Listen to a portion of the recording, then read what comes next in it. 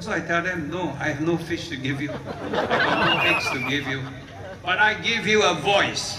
Yeah. And the voice of these people. And they will speak up for you. They will tell you where the government is wrong. They will be fearless.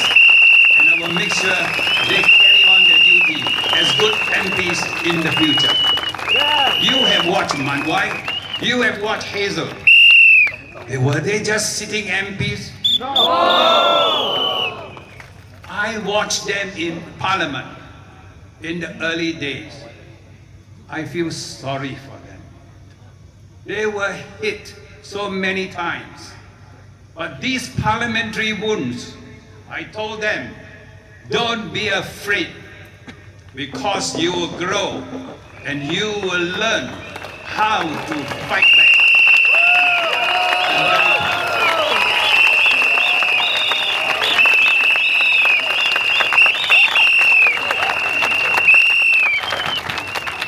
But I don't know whether the government really hear you all. No! But I hear you. Yes! When you tell me your price of coffee, a cup of coffee, Nala, how much more? So much more. And also when you go marketing our housewives, they tell me $30 I can't buy much. But these are genuine problems. So I think we hear you, but they didn't hear you. And the evidence is so clear. Look at the budget. Look at the budget. We had a surplus of $6.4 billion. Now that is significant.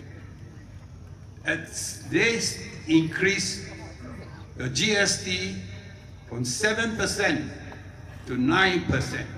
And yet they got a 6.4 billion and surplus. That means they are not listening to you. Yeah. Because if they had listened to you, it would at least stay at 7%. So they did not listen. But you must ask yourself why they didn't listen to you. They are greedy. I think we must look at our whole political structure now. Because the people who's manning the political systems are the same kind of people. Oh, My time, Pagi. the people who entered parliament are made up of people, ordinary people, trishaw riders, taxi drivers, doctors like me, trade unionists. We were all there. So there was a big group of people with different ideas. But now, be careful. They are picking men and women from the civil service, from the army. This is dangerous. Yeah, dangerous. Yeah. In medical terms, I call it inbreeding. Yeah. And when there's inbreeding, let me tell you, my friends, when there's inbreeding, there's no change of idea because everyone is scared. They're frightened. The economic system is closed. So there's no one who tell the leaders that they were wrong.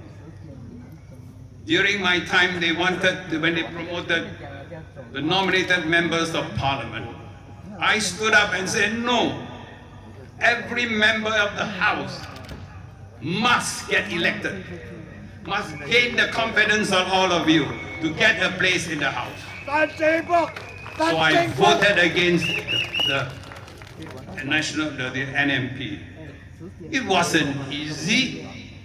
Of course they got angry, but you must stick to your principles. And your principle is very simple in this one. If you don't ask the people, you don't just come in, you don't just walk in, you gain a mandate from the people before you can be a member of parliament. What I'm telling you, our system is beginning to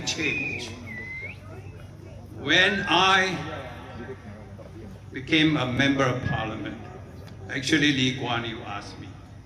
I told him honestly, I wasn't enamored with the PAP. He was shocked. But, you see, he's a great man. He said, I don't want yes men. I want people who will tell me off. People with no hidden agenda. We don't have hidden agenda. We always speak for the people. So this is what my fear. What is our system getting into? If we don't put a stop to it, we will have a whole parliament of ex-civil servants who implement the policies and who carve out the policy and now implementing the policy. How do you expect to change? No change. So you must really consider to bring in people, different kinds of people into parliament, to get that diversity of views, that diversity of opinion. Then we can have a good debate, and out of a good debate, good outcomes will come. Without good debate, I tell you, no. My time again, I have to tell you, when they had conceived this educational change, I stood up and said, this education system then would have stratified our society. The rich will be there, the poor will be here, but we will never be a nation when we are so stratified in so many layers. So, what I'm still here, standing before you, I want to convince you, you must make that change. PSP! You know how hard for me, how difficult for me to convince young men and women to come forward and take a stand. They were so afraid. But they were not afraid. They chose to come with me. The 9 old chaps who come and set up my party, they were men of courage. Let me tell you, Singaporeans and people of Choa, this is our country. Help me make this change. So on 3rd of May, think carefully. PSP! You must get more opposition. It's not just PSP. People from the Workers' Party, SDP, they're all our friends.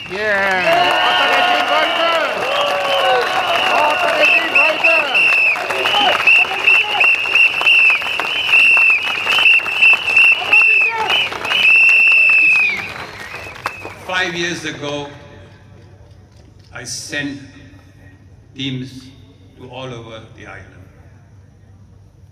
I wanted footprints, but we made a lot of mistakes. So I'm telling you, don't worry, make mistakes. But this round, we consolidated our position. Why we consolidate our position is because I want to make sure young men and women like them must go into parliament to make the change.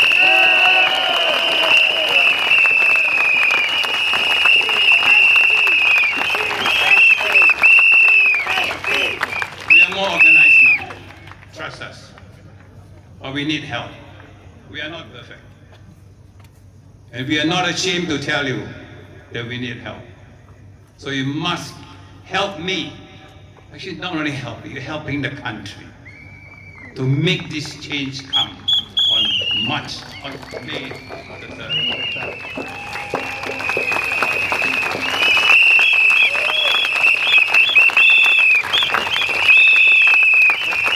So we have come back now. We have have decided that we will not abandon West Coast and all the places we fought, except certain places we couldn't afford to continue to fight. Why? Because it's a responsibility. We don't want to run away from West Coast, where we had very marginally quite close to winning. So we are back, and we are more prepared to serve.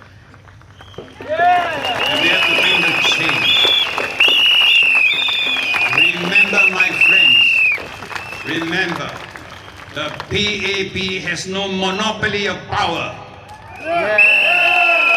You all must come forward and be counted that this change must happen this coming 3rd of May. 3rd of May. Thank you very much.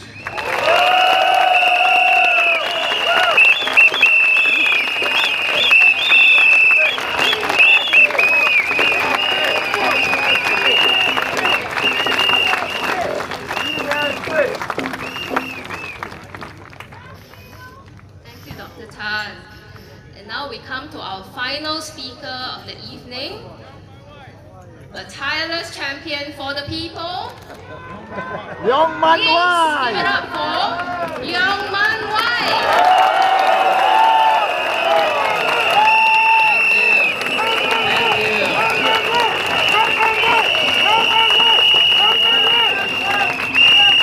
Thank you. Good evening, fellow Singaporeans.